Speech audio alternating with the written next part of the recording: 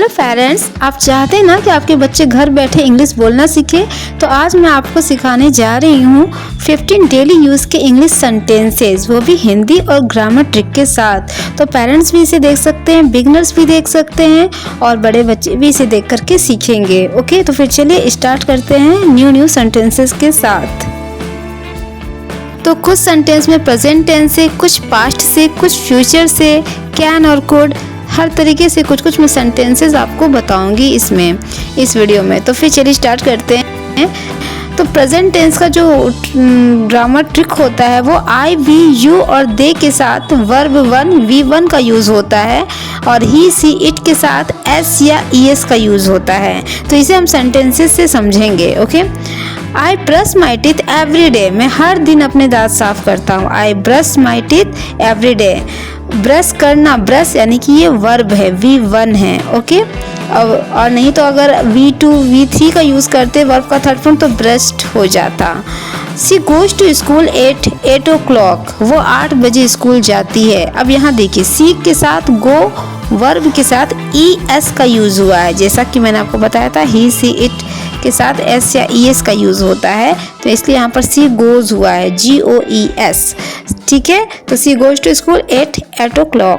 मैं पार्क में खेलती हूँ, तो I play in the park, I play in the park.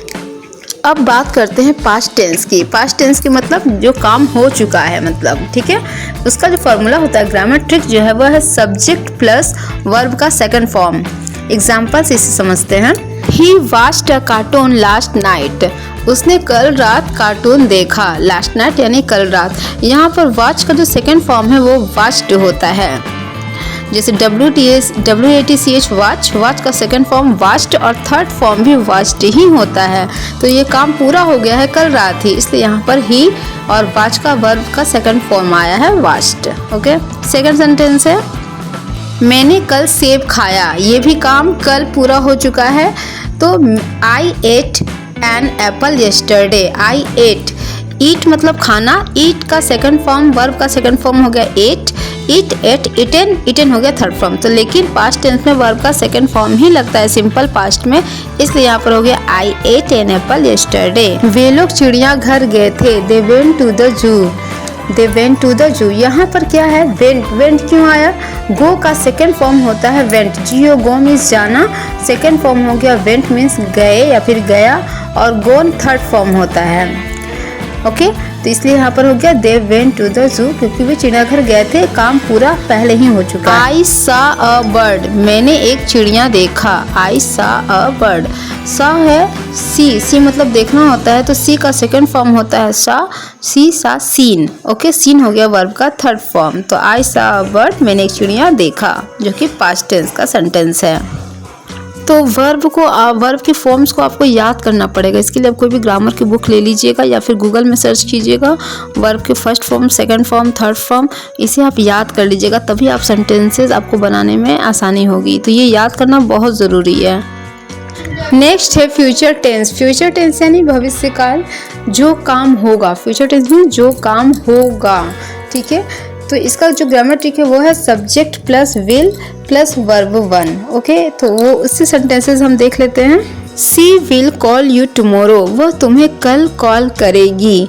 तो ये करेगी यानी फ्यूचर में होने वाला है, आगे होने वाला है। अभी काम ना चल रहा है ना हुआ है, मतलब अभी चल भी नहीं रहा है काम और हुआ भी नहीं है, ये फ्यूचर में होगा, इसलिए यहाँ पर विल का यूज़ होगा। She will call you tomorrow.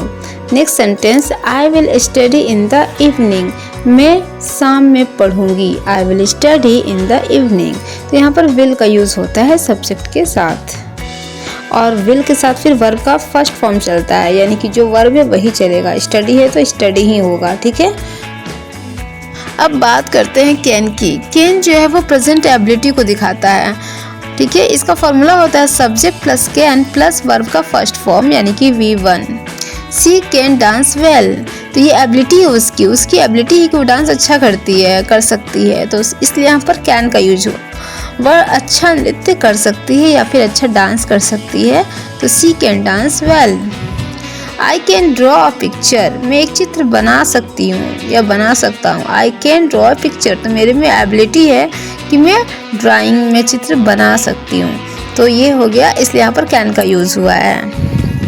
अब बात करते हैं कुड की। कुड का यूज़ वहाँ होगा जहाँ पास्ट एबिलिटी दिखाई जा रही हो, पास्ट एबिलिटी और पोलाइट रिक्वेस्ट। ओके, जैसे इसका फॉर्मूला पहले देख लेते हैं। Subject plus could plus verb 1, यहाँ भी वर्ब का फर्स्ट फॉर्म ही चलता है।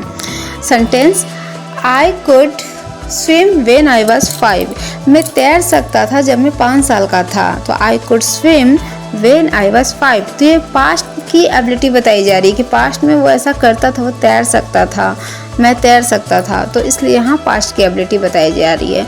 तो वहाँ पर हम कुड का यूज़ करेंगे।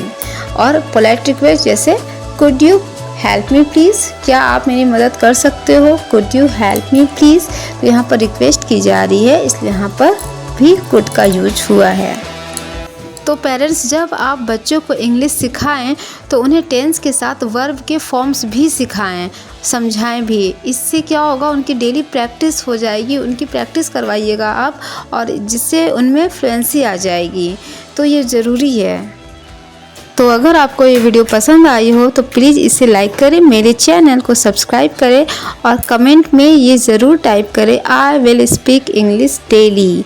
ओके, तो फिर चलिए सीखते रहिए, आगे बढ़ते रहिए। ओके, फिर thank you, take care, bye bye.